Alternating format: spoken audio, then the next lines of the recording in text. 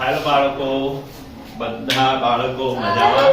તો આપણે અહીંયા જોયું કે આ રુધિર વાહિનીઓના જે પ્રકાર છે ટુ મચ લોંગ છે ને, હા ક્લિયર ઇન ધેટ કેવડું આપાયું બહુ જ લાંબા છે ને.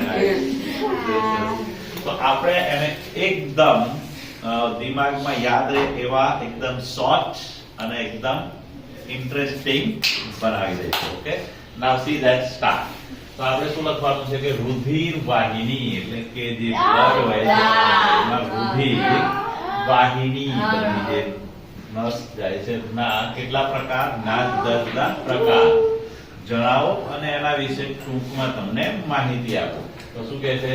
રુધિર વાહિનીના 3 પ્રકાર છે. એમાં એક છે ધમની. હવે ધમનીને ઇંગ્લિશમાં શું કહેવાય છે? આર્ટરી. એટલે આપણે આર્ટરી નો એ લઈશું, બરાબર? એટલે ધમનીની સાઇન આપણે શું કરીશું? એ ધમની, બરાબર? પછી શિરા. તો શિરાને ઇંગ્લિશમાં શું કહે છે? વેન. તો આપણે એની સાઇન શું કરીશું? બી કરીને. ઓકે, અને પછી શું કહે છે? કેશિકાઓ, જે પાતળા વાલ જેવી હોય છે એકદમ કેશિકાઓ, બરાબર?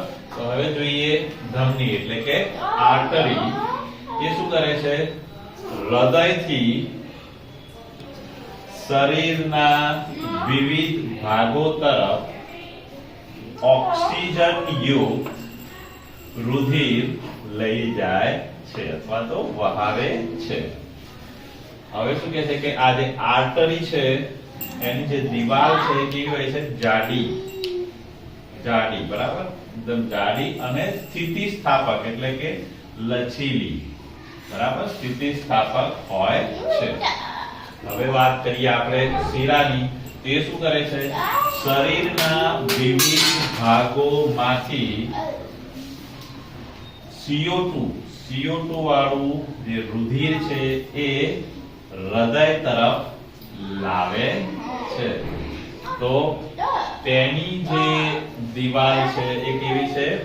પાતળી હોય છે અને તેમાં વાલ્વ એટલે ખુલી જાય એટલે રુધિર જાય અને પાછો બંધ થાય એટલે ના જાય. એટલે રુધિર આવે એટલે પાછો ખુલી જાય એને વાલ્વ કહેવાય, બરાબર? આવો વાલ્વ હોય છે.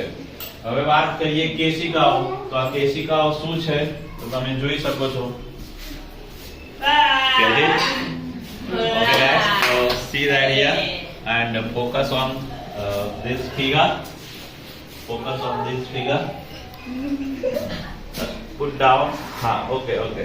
આ શું છે? કેશિકાઓ. તો કેશિકાઓ શું છે કે એ જે પહેલા જે ધમની આપણી જે છે આર્ટરી જે છે એ આગળ જતા તેમાં વાહિકાઓમાં નાની વાહિકાઓમાં પરિણમે છે અને આ જે વાહિકાઓ છે જે આગળ જાય છે એમ પાતળી બારીક વાર કરતા પણ પાતળી નાની પાતળી એનું ગૂંચળું બનાવે છે જેને શું કહે છે? કેશિકાઓ કહે છે. તો મજા આવી ગઈ? આનંદ guys, come on boys, now see that you can feel it. It's nice.